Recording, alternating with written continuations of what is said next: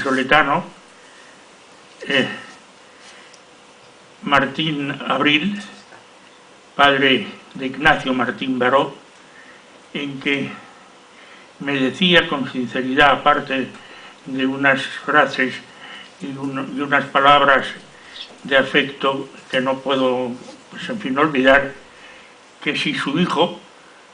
realmente estaba corriendo peligro de muerte, que si en El Salvador pues los jesuitas que estaban en aquel momento trabajando estaban amenazados. Yo con esa carta le llamé a Ignacio Martín Baró, la comentamos, y le dije, mira lo que me cuenta tu padre, tú le tranquilizas, y dice, por supuesto, ¿y tú crees que estáis viviendo realmente en riesgo?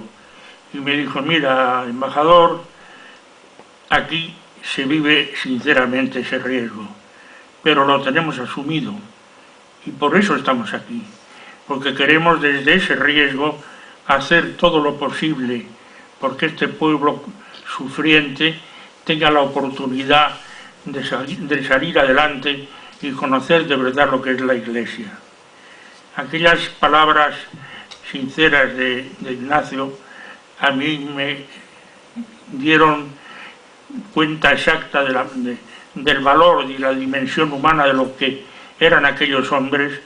que teniendo como tenían conciencia de su riesgo, seguían trabajando y arriesgándose todos los días en la labor que estaban haciendo en El Salvador. Esa imagen y ese recuerdo de la figura de los jesuitas de la UCA yendo por los campamentos, yendo por los barrios marginales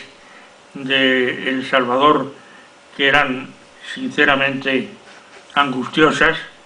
no se le puede a uno olvidar fácilmente. Y tampoco podemos olvidar el hecho mismo de que tuviéramos la enorme satisfacción de poder contar con su amistad y con su presencia en numerosas ocasiones. Les hacíamos en fin, la invitación de que vinieran a la embajada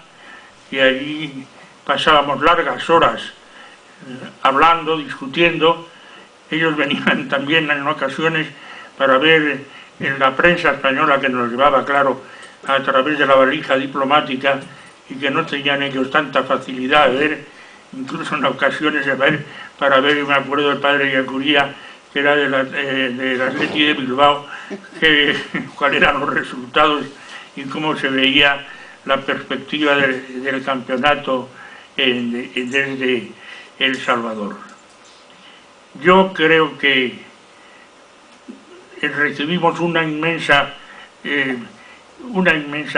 alegría y un inmenso beneficio de poder estar con ellos estos años. Les veíamos con bastante frecuencia, como repito, y les veíamos también cómo trabajaban y cómo nos ayudaban en ocasiones a poder, pues en fin, nosotros conocer el país. Los 4 embajadores que en aquel momento estábamos acreditados en San Salvador de la Comunidad Europea, que era el alemán, de Gran Bretaña y el italiano y yo, habíamos hecho realmente una especie de piña como embajadores de la comunidad, y íbamos a los sitios y procurábamos, en fin, en lo posible y en los puntos que fueran más delicados, presentándonos como embajadores no solo de nuestros respectivos países, sino también de la comunidad, intentando de esa manera dar un poco más fuerza a nuestra misión. Y recuerdo que en más de una ocasión, cuando quisimos visitar algunos de los campamentos guerrilleros que nos habían invitado, la persona que nos conducía, el padre John Cortina, que se conocía todos los pasajes del Salvador nos condujo hacia ese campamento y tuvimos así la primera oportunidad de conocer el campamento guerrillero en su salsa. Otra oportunidad que tuve fue la que se produjo cuando, pues, no recuerdo exactamente la fecha, los sacerdotes, uno de ellos, no recuerdo ahora bien exactamente cuál de ellos fue, me llamó para decirme que si podría hacer algo por un médico español que estaba trabajando en la guerrilla y estaba herido, que se estaba gangrenando la herida y corría peligro su vida, que si podía hacer algo por salvarle. Yo le dije, bueno, voy a intentarlo, no es fácil que me dejen, pero voy a intentarlo. Me puse en contacto con el jefe militar de la zona, le dije que iba a ir con la Cruz Roja, como así ocurriría, y que lo que le pedía era, evidentemente, que si iba a buscar a un español, era porque creía que tenía que hacerlo, en mi deber de embajador, y que me comprometía a trasladarlo, después de recogerlo en el campamento, de trasladarlo a España. Y así fue. Estuve en el campamento guerrillero, atravesando un lago y en unas condiciones un poco, pues en fin,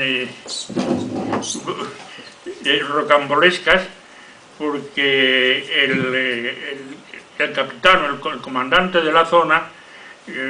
una vez que yo volvía en la barca atravesando el lago con el guerrillero y con el médico español y un guerrillero que estaba también muy herido, querían a toda costa interrogarlos y someterlos, pues en fin, a lo que fuera. Yo, claro, entonces